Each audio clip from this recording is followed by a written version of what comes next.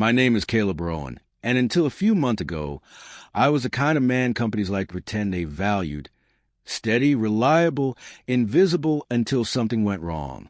I'm 36 years old, a senior operations analyst by title, though in practice I was a person who kept the machinery of the office from grinding itself into dust. I had worked at Alderwick Solutions for 11 years, climbing slowly from junior staff to a role that touched every department. I trained new hires, fixed reporting errors executives didn't understand, and stayed late so others could leave early. I wasn't flashy, but I was indispensable, or so I believed. If you love ruthless revenge stories packed with shocking twists and unforgettable betrayals, make sure you like this video and subscribe to the channel.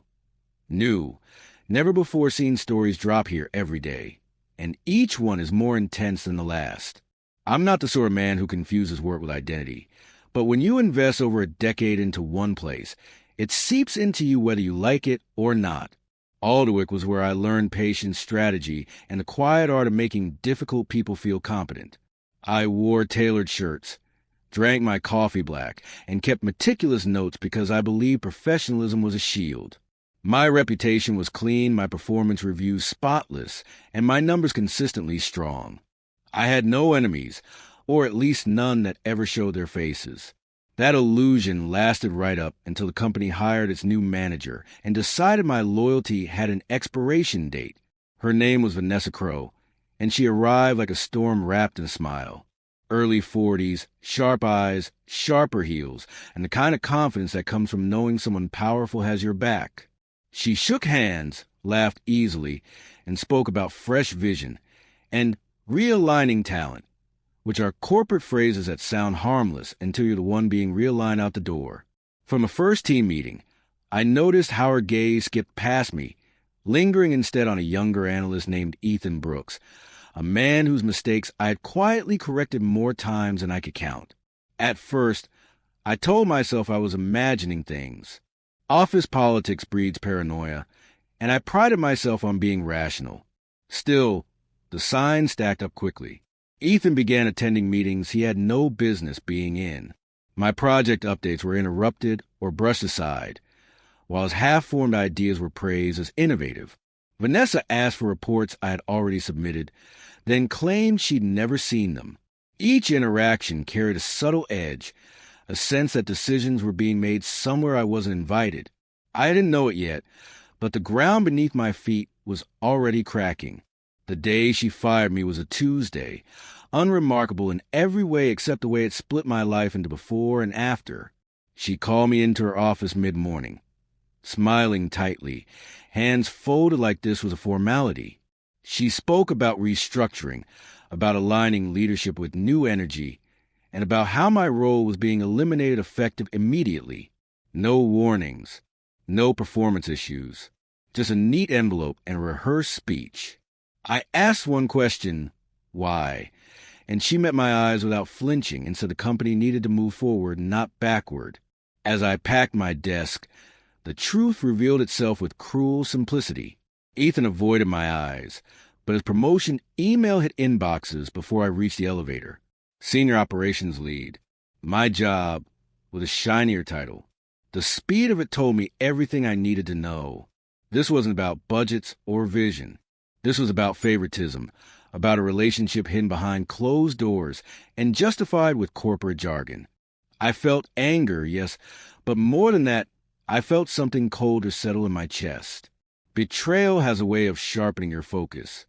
I went home that afternoon and did something I'd never allowed myself to do before.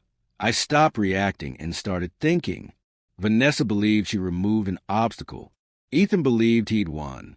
Neither of them understood the nature of the man they'd underestimated. I wasn't loud, impulsive, or reckless. I was methodical. I knew the systems, the compliance gaps, the undocumented workflows that only exist because someone like me kept them running quietly. I also knew where the bodies were buried, metaphorically speaking, and how fragile their success really was. Revenge, I've learned, isn't about rage-fueled explosions or dramatic confrontations.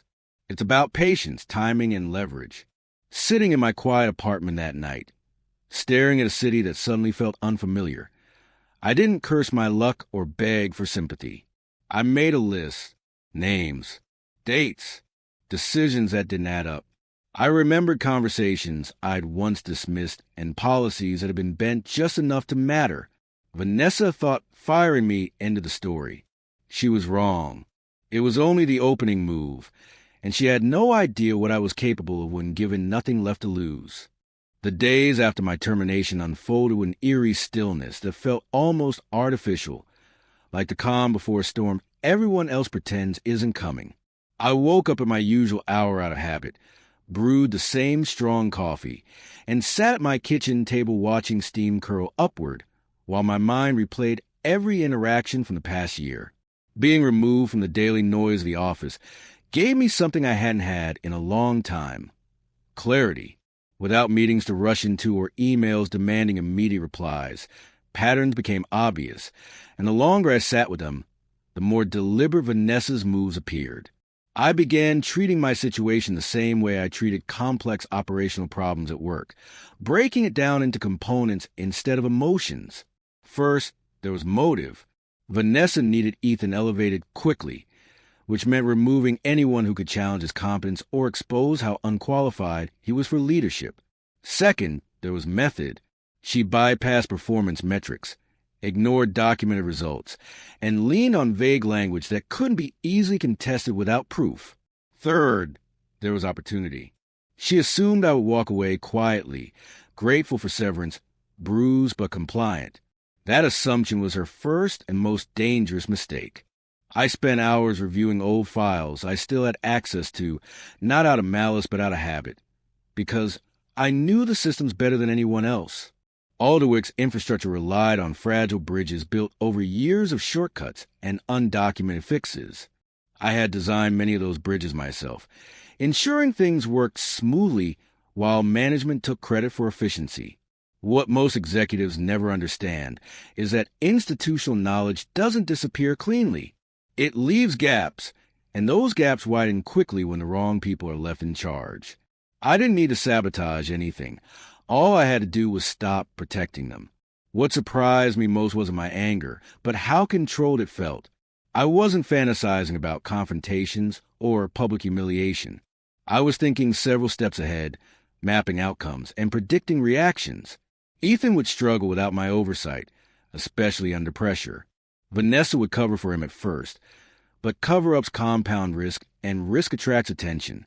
Compliance audits, client escalations, and internal reviews don't care about office romances.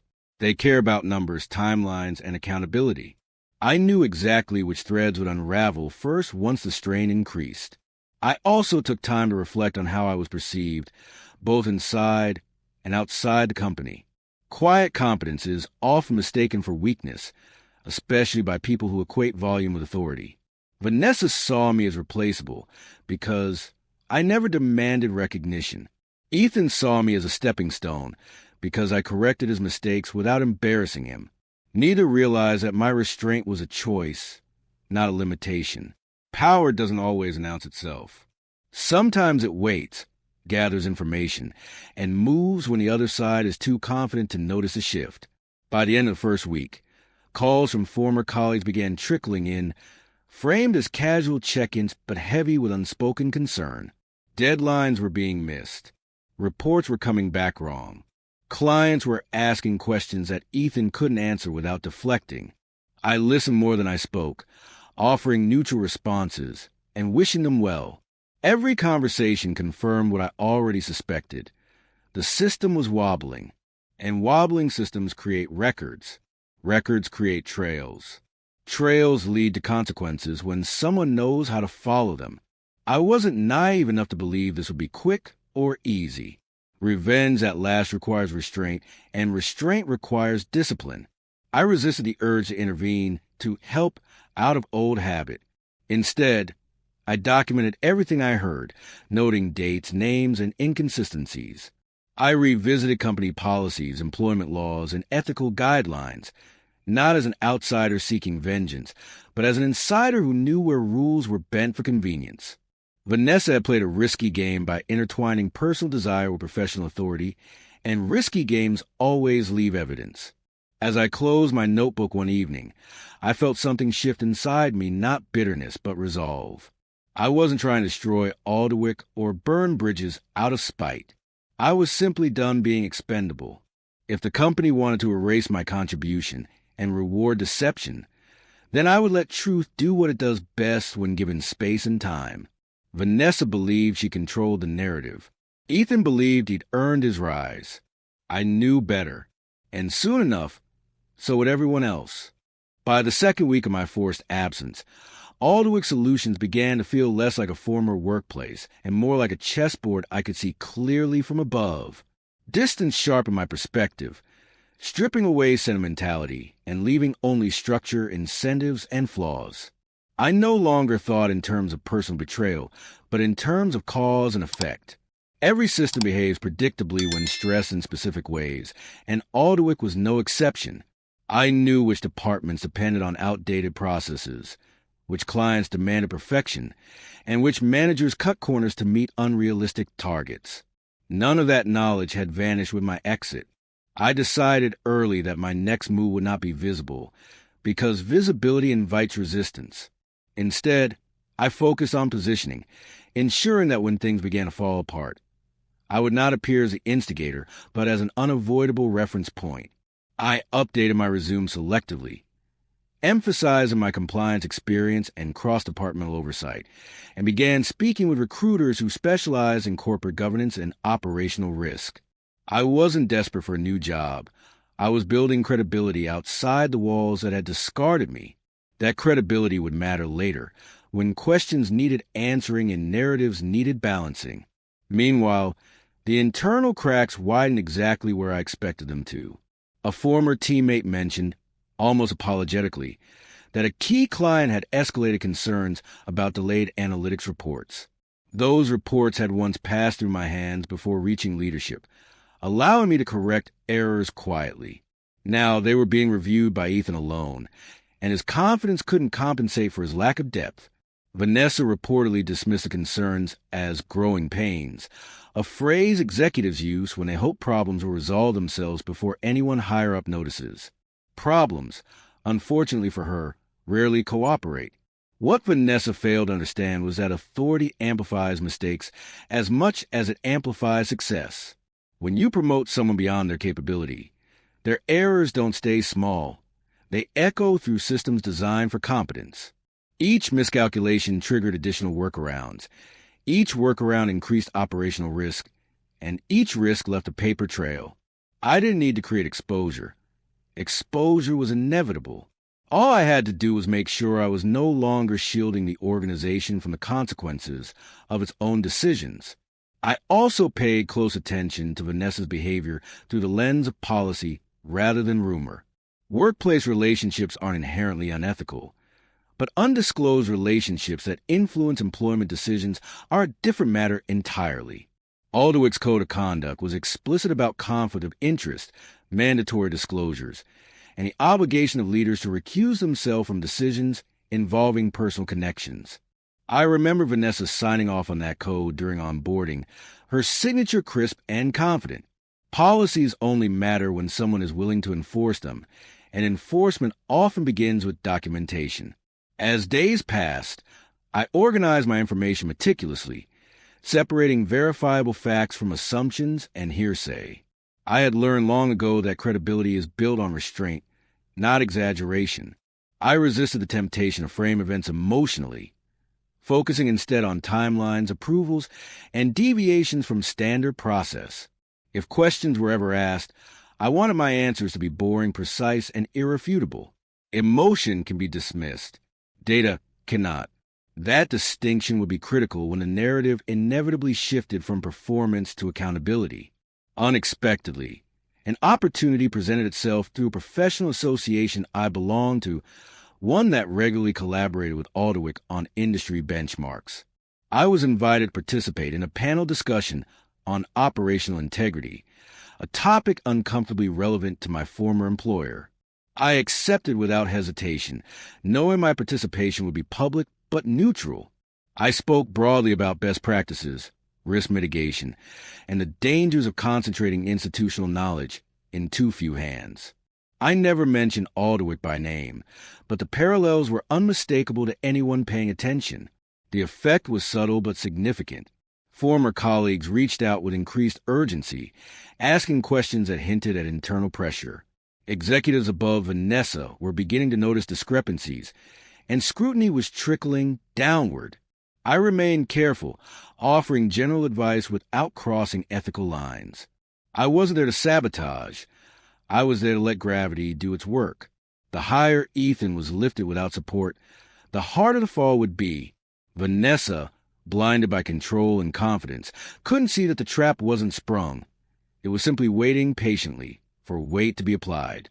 By the time the third week rolled into the fourth, the atmosphere around Alderwick had shifted from strained optimism to quiet unease, the kind that settles in when leadership realizes problems are no longer isolated incidents.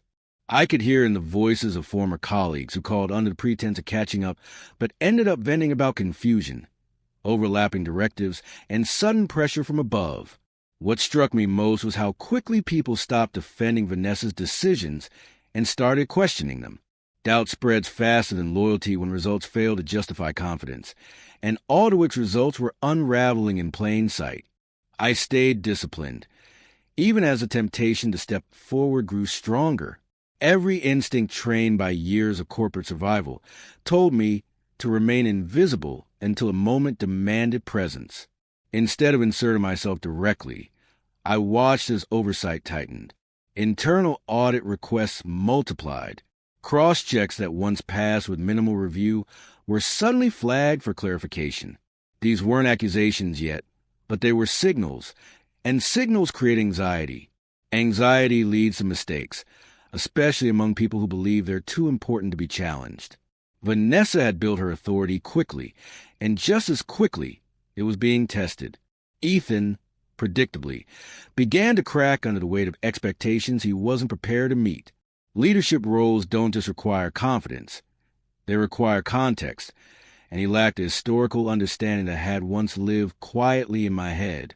Decisions that required nuance were handled with shortcuts, and those shortcuts triggered downstream issues no one had time to fully resolve. I heard about missed regulatory nuances, misunderstood client requirements, and a growing backlog of corrections disguised as updates. Each one was documented somewhere, logged by systems that never forget even when people wish they could. What fascinated me was how Vanessa responded to the mounting pressure. Instead of stepping back, she tightened her grip, inserting herself into workflows she barely understood and overruling experienced staff to protect appearances. That kind of micromanagement doesn't fix problems. It amplifies them. The more she intervened, the more inconsistencies appeared, and the more her fingerprints showed up in places leadership usually prefers to keep clean. Authority exercised recklessly has a way of becoming evidence. And Vanessa was unknowingly writing her own case file through action rather than omission. Around this time, a former executive I respected reached out, careful with his words, but direct enough to confirm my suspicions. Senior leadership was preparing a formal review prompted by a combination of client dissatisfaction and internal red flags. My name had come up not as a scapegoat, but as a point of reference. They wanted to understand what changed so abruptly after my departure. I didn't celebrate that moment. I simply acknowledged it as confirmation that patience was working exactly as intended. When I finally agreed to speak, I did so cautiously, framing my involvement as cooperative rather than corrective. I shared factual observations, timelines, and policy interpretations without assigning motive or emotion. I made it clear I wasn't seeking reinstatement or revenge. I was answering questions posed by people responsible for governance. That distinction mattered. It positioned me not as a disgruntled former employee, but as a professional witness to systemic shifts that coincided uncomfortably with leadership changes. Truth, when delivered calmly, carries more weight than outrage ever could. The conversation ended with polite gratitude and an assurance that my input would remain confidential. Whether that was entirely true didn't concern me. What mattered was that my perspective now existed within official channels, recorded and contextualized. From that point on, events were no longer unfolding in isolation. They were being observed, analyzed, and compared against standards Vanessa herself had agreed to uphold. The narrative she controlled so effortlessly at the beginning was slipping, replaced by a question she couldn't easily answer without exposing contradictions. As I sat alone that evening, reflecting on how quietly momentum had shifted, I felt neither triumph nor relief. What I felt was certainty. This wasn't about punishment. It was about balance being restored. Vanessa believed power insulated her from consequence. Ethan believed promotion equaled protection. Both misunderstood how organizations really work when accountability wakes up. I hadn't pushed. I hadn't threatened. I had simply stepped aside and allowed the truth to surface on its own terms. And once truth gains traction, it doesn't stop moving forward. By the 5th week after my dismissal, the tension surrounding Alderwick Solutions had matured into something unmistakable and irreversible. This was no longer a phase leadership could explain away with buzzwords or temporary excuses. The internal review had moved beyond surface-level diagnostics and into uncomfortable territory where emails, approval chains, and decision logs were being pulled apart line by line. I knew this phase well because I had once prepared departments for similar scrutiny, ensuring compliance before anyone thought to ask questions. Now, for the first time, that same machine was turning inward without my quiet corrections guiding it away from disaster. The first undeniable crack appeared when a major client formally requested an independent assessment of their account handling, citing repeated inconsistencies and miscommitments. That request alone triggered a cascade of mandatory disclosures, timelines, and accountability checks that couldn't be buried under managerial authority. Ethan was asked to explain decisions he didn't fully understand and defend metrics he hadn't personally verified. His responses, from what I later learned, were confident but vague, filled with generalities that might have passed in meetings but collapsed under written examination. Confidence evaporates quickly when accuracy is required. Vanessa's position became increasingly precarious as patterns emerged that could no longer be framed as coincidence. Employment decisions aligned too neatly with personal proximity. Oversight gaps appeared precisely where she had overridden standard protocols. Each attempt she made to explain only invited deeper questions, because explanations that shift over time are often more damaging than silence. Leaders above her began to recognize a familiar warning sign: the need to control narrative rather than confront substance. And in corporate governance, narrative control is often the final defense before accountability asserts itself. I was contacted again, this time with greater formality, and asked to provide written clarification on specific operational changes implemented shortly after Vanessa's arrival. The request wasn't accusatory, but it was precise, and precision signals seriousness. I responded the same way I always had, methodically, neutrally, and with documented support. I didn't speculate about motives or relationships. I simply outlined what processes existed before, what had changed, and what risks those changes introduced. The power of that approach lay in its restraint. I wasn't telling them what to think. I was giving them everything they needed to reach their own conclusions. Behind the scenes, the personal relationship Vanessa had tried so hard to conceal began surfacing in ways that could no longer be dismissed as rumor. Overlapping travel records, preferential scheduling, and undocumented decision approvals painted a picture no compliance officer could ignore. Policies are written precisely for moments like this, when personal interest threatens institutional integrity. Once those policies are invoked, intent becomes irrelevant. What matters is impact, and the impact of her decisions was now measurable, documented, and costly. Ethan, caught between loyalty and survival, made the predictable mistake of distancing himself too late. Attempts to reassign responsibility and redirect blame only highlighted his lack of authority prior to promotion. His rapid ascent, once framed as merit-based, now appeared reckless in hindsight. People began to recall how often my name had been attached to successful outcomes, and how abruptly that consistency vanished after my exit. The contrast didn't need to be stated aloud. It spoke through missed targets and mounting corrections that leadership could no longer rationalize away. What struck me most during this period wasn't the speed of the unraveling, but how many people claimed afterward that they had suspected something all along. That's the nature of institutional failure. Everyone sees fragments, but few connect them until consequences demand coherence. Vanessa had mistaken silence for agreement, and Ethan had mistaken opportunity for preparedness. Both had underestimated how quickly structure reasserts itself when strained beyond tolerance. Systems forgive many things, but they rarely forgive sustained dishonesty paired with incompetence. As the investigation neared its conclusion, I found myself emotionally detached in a way that surprised me. There was no thrill in watching careers implode, no satisfaction in knowing I had been right. What I felt instead was a quiet affirmation of something I had always believed. Integrity isn't loud, and it doesn't rush. It waits. It accumulates weight slowly, invisibly, until even the most confident facade can no longer support itself. Vanessa had built her authority on secrecy and favoritism. Ethan had built his confidence on borrowed competence. Neither structure was designed to last, and now both were giving way under the pressure of their own making.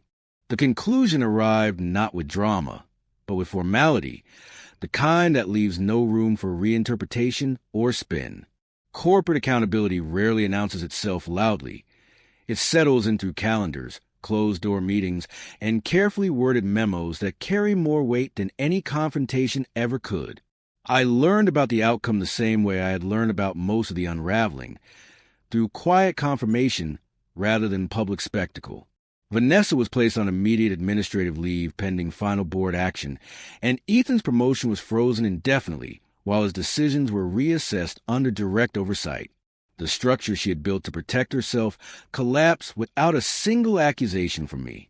What mattered most was not the professional downfall, but the recognition of what had been erased when I was dismissed. Senior leadership reached out again, this time without euphemism, to acknowledge that my termination had been mishandled and that critical safeguards had failed in my absence. They didn't apologize directly at first. Institutions rarely do. Instead, they spoke in terms of oversight, regret, and lessons learned. I understood the language well enough to hear what wasn't being said. The truth had finally aligned with documentation, and there was no longer a way to ignore it. When they offered to reinstate me, I declined without hesitation. That was the moment they truly understood the move I had been making all along. My objective had never been to reclaim a chair at the same table where loyalty had been so casually discarded. I had already accepted a role elsewhere, one that valued governance, transparency, and the quiet strength of experience. Declining the offer wasn't an act of pride. It was a statement of finality.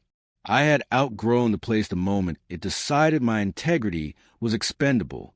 The fallout inside Alderwick was swift and corrective. Policies were rewritten. Disclosure requirements were tightened. Promotions were paused pending review. The organization didn't collapse, but it changed in ways that could never be undone. Vanessa's influence vanished almost overnight, and Ethan was reassigned to a non-leadership role where supervision replaced illusion. No one spoke openly about the relationship that had triggered everything, but it didn't need to be discussed anymore. The record spoke clearly, and silence this time wasn't denial. It was acceptance.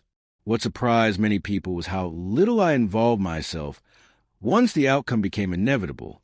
I didn't seek public acknowledgement or private vindication.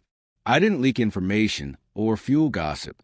My revenge had never been about humiliation. It had been about consequence. I wanted the truth to surface cleanly without my fingerprints smudging it. That approach preserved my credibility and ensured that when the dust settled, my name stood apart from the wreckage rather than buried beneath it. Looking back, I understand now why Vanessa never saw my next move coming. She mistook my restraint for weakness and my silence for surrender. She believed power lived solely in authority and visibility, never considering how dangerous patience could be in the hands of someone who understands systems from the inside out. I didn't fight her directly because direct conflict would have given her something to resist. Instead, I stepped aside and let gravity, policy, and time do the work she thought she could outrun. Revenge, when executed impulsively, often consumes the person who seeks it. But revenge grounded in discipline transforms into something quieter and far more enduring: self-respect. I didn't destroy her career. Her decisions did that on their own. I simply removed myself from the role of protector and allowed accountability to function as designed. That distinction matters because it meant I walked away intact, professionally and personally, while she was left confronting the consequences she believed she was immune to. Today, when I think about that envelope on her desk and the confidence in her voice as she dismissed me, I don't feel anger. I feel clarity. Losing that job forced me to see my own worth outside of a system that only valued me when I was useful and invisible. My next move wasn't retaliation. It was evolution. And that is the kind of revenge no one ever expects, because it doesn't announce itself until it's already complete. If you enjoyed this story, hit the like button and leave a comment letting me know what you thought. And if you're not already subscribed, please subscribe and turn on notifications so you don't miss new stories like this one. Thanks for watching, and I'll see you in the next one.